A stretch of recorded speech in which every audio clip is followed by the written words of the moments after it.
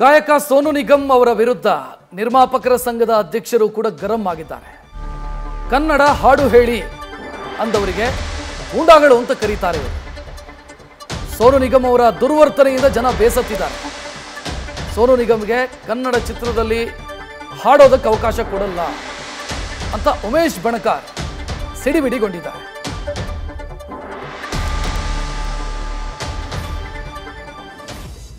ಆ ದುರ್ವರ್ತನೆ ಹಾಗೆಯೇ ಅವರು ಆಡಿದಂಥ ಪದ ಬಳಕೆ ಇವನ್ನೆಲ್ಲವನ್ನು ನೋಡಾದ ಮೇಲೆ ವಾಣಿಜ್ಯ ಮಂಡಳಿ ಮಾತೃ ಸಂಸ್ಥೆಯ ಅಧ್ಯಕ್ಷರು ಮತ್ತು ಎಲ್ಲ ಪದಾಧಿಕಾರಿಗಳು ಬಾಂಬೆಗೆ ಹೋಗಿದ್ದರಿಂದ ಇವತ್ತು ತಡವಾಯಿತು. ಇವತ್ತಿನ ಈ ಮೀಟಿಂಗ್ನ ಮಾಡಿ ಒಂದು ತೀರ್ಮಾನಕ್ಕೆ ಬಂದು ಎಲ್ಲ ಅಂಗಸಂಸ್ಥೆಯ ಮುಖ್ಯಸ್ಥರನ್ನು ಕರೆದು ಮಾತಾಡಿಸ್ಬಿಟ್ಟು ಒಂದು ತೀರ್ಮಾನಕ್ಕೆ ಬರೋದಕ್ಕೆ ತಡವಾಯಿತು ಅನ್ನೋದನ್ನು ನಮ್ಮ ಈ ಮೂಲಕ ಹೇಳ್ತಾ ಇದ್ದೀನಿ.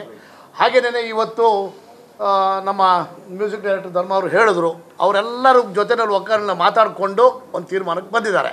ಇನ್ನು ಸಂಘಟನೆಗಳು ಪ್ರತಿಯೊಂದು ಸಂಘಟನೆಯವರು ಕೂಡ ಕೊಟ್ಟಿರ್ತಕ್ಕಂಥ ಕಾಗದದಲ್ಲಿ ಅವರು ಬೇಷರತ್ತು ಕ್ಷಮಾಯಾಚನೆ ಕೇಳಿದ್ರು ಕೂಡ ಅವ್ರಿಗೆ ನೀವು ಅವಕಾಶ ಮಾಡಿಕೊಡಬಾರ್ದು ಅಂತಕ್ಕಂಥದ್ದನ್ನು ಅವರು ಲಿಖಿತ ರೂಪದಲ್ಲೇ ಕೂಡ ನಮಗೆ ಕೊಟ್ಟಿದ್ದಾರೆ. ನಿಷೇಧ ಏರಲೇಬೇಕು, ಆತನ ಯಾವುದೇ ಕಾರಣಕ್ಕೂ ಬರಕ್ಕೆ ಬಿಡಬಾರ್ದು ಅಂತ. ಇದಾದ ಮೇಲೆ ಇನ್ನೂ ಒಂದು ವಿಚಾರನೂ ಕೊಟ್ಟಿದ್ದಾರೆ ನನಗೆ ಇವತ್ತು ಬೆಳಗ್ಗೆ. ಈಗ ಇದರಲ್ಲಿ ಎಲ್ಲಿ ಫ್ರೀಡಮ್ ಪಾರ್ಕಲ್ಲಿ ಒಂದು ಸಂಘಟನೆಯವರು ಪ್ರತಿಭಟನೆ ಮಾಡೋ ಟೈಮಲ್ಲಿ ಅಲ್ಲಿಗೆ ನಮ್ಮಿಬ್ಬರನ್ನೂ ಕೂಡ ಕರೆದಿದ್ರು. ನಾವು ಹೋಗೋಕ್ಕೆ ಸ್ವಲ್ಪ ತಡವಾಯಿತು. ನಾನು ಹೋಗ್ಬಿಟ್ಟು ಬಂದೆ, ಇದನ್ನು ಮುಗಿಸ್ಕೊಂಡು ಅಲ್ಲಿಗೆ ಹೋಗ್ಬೇಕು ಅಂತ ಹೋಗ್ಬಿಟ್ಟು ಬಂದಿದ್ದೀನಿ. ಅವರು ಏನು ಹೇಳ್ತಾರೆ, ಒಂದು ಎಚ್ಚರಿಕೆ ಗಂಟೆಯನ್ನು ಎಲ್ಲ ಪ್ರತಿಯೊಂದು ಕಾಲೇಜು ಮತ್ತು ಈ ಸಂಘ ಸಂಸ್ಥೆಯವ್ರಿಗೂ ಕೂಡ ನೀವು ಕಾಗದ ಬರೀರಿ.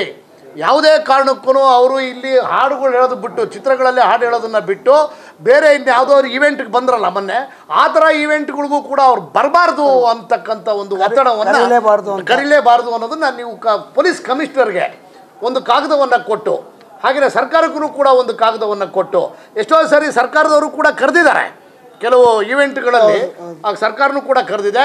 ಸರ್ಕಾರಕ್ಕೆ ಮನದಟ್ಟಾಗ ಹಾಗೆ ತಾವು ಕಾಗದವನ್ನು ಬರೆದು ಯಾವುದೇ ಕಾರಣಕ್ಕೂ ಅವರು ಕರ್ನಾಟಕದಲ್ಲಿ ಬರಬಾರ್ದು, ಸಿನಿಮಾಗಳಷ್ಟೇ ಅಲ್ಲ ಪ್ರೈವೇಟ್ ಈವೆಂಟಲ್ಲೂ ಕೂಡ ಅವರು ಹಾಡುಗಳನ್ನು ಹಾಡಿಸ್ಬಾರ್ದು ಅನ್ನೋದನ್ನು ನಮ್ಮ ಮೇಲೆ ಒತ್ತಡ ತಂದಿದ್ದಾರೆ. ಸೊ ಆ ಒತ್ತಡಕ್ಕೆ ಇವತ್ತು ನಾವು ಅದೇ ಹೇಳ್ತಾರೆ, ತಡ ಆಯಿತು, ಎಲ್ಲರನ್ನೂ ಕೂರಿಸ್ಕೊಂಡು ಮಾತಾಡ್ಕೊಂಡಿದ್ದೀವಿ. ಮತ್ತು ಹಾಗೇನೇ ಆಡಿಯೋ ಕಂಪನಿಯವ್ರ ಜೊತೆಯಲ್ಲೂ ಕೂಡ ಇವಾಗ ಆಲ್ರೆಡಿ ಲಹರಿ ವೇಲು ಅವರು ಮಾತಾಡಿದ್ದಾರೆ.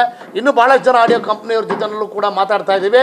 ಅವರು ನೀವು ಏನು ಅಂತಿಮವಾಗಿ ತೀರ್ಮಾನ ತೊಗೊಳ್ತೀರೋ ಆ ತೀರ್ಮಾನಕ್ಕೆ ನಾವು ಬದ್ಧರಾಗಿರ್ತೀವಿ ಅಂತಕ್ಕಂಥದ್ದನ್ನು ದೂರವಾಣಿ ಮೂಲಕ ನಮ್ಮ ಕಾರ್ಯದರ್ಶಿಗಳು ಮತ್ತು ನಮ್ಮ ಅಧ್ಯಕ್ಷರ ಜೊತೆಯಲ್ಲಿ ಮಾತಾಡಿದ್ದಾರೆ.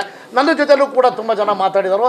ಸೊ ಇವತ್ತಿನ ತೀರ್ಮಾನದ ಪ್ರಕಾರ ಇನ್ನು ಯಾವುದೇ ಕಾರಣಕ್ಕೂ ಅವರು ಬೇಷರತ್ತು ಕ್ಷಮೆ ಕೇಳುವ ತನಕ ಯಾರೂ ಕೂಡ ಅವರ ಜೊತೆಯಲ್ಲಿ ಯಾವುದೇ ರೀತಿಯಾದಂಥ ಸಂಪರ್ಕಗಳನ್ನು ಕೂಡ ಇಟ್ಕೊಳ್ಳಲ್ಲ.